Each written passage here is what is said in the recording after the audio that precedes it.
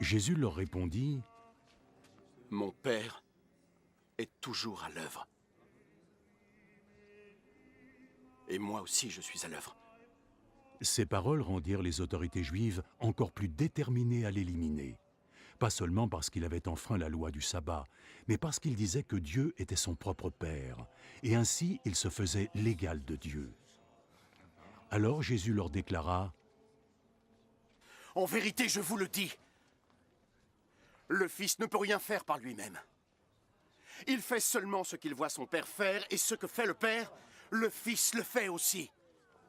Car le Père aime le Fils et lui montre tout ce qu'il fait lui-même. Il lui montrera des œuvres encore plus grandes à faire, et vous tous ici en serez étonnés. Tout comme le Père relève les morts et les rend à la vie, de la même façon, le Fils donne la vie à qui il veut. Le Père ne juge personne lui-même.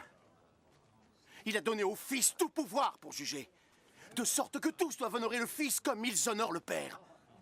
Quiconque n'honore pas le Fils n'honore pas le Père qui l'a envoyé. En vérité, je vous le dis, ceux qui entendent mes paroles et croient en celui qui m'a envoyé auront la vie éternelle. Ils échappent au jugement, mais sont déjà passés de la mort à la vie. En vérité, je vous le dis, le temps va venir.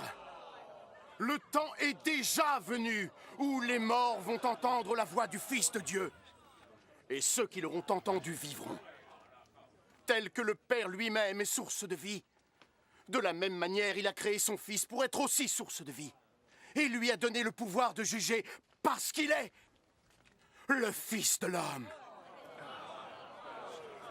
Ne soyez pas étonnés de ça.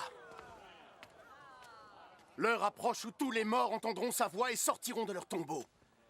Ceux qui auront fait le bien ressusciteront et vivront. Et ceux qui ont fait le mal ressusciteront et seront condamnés.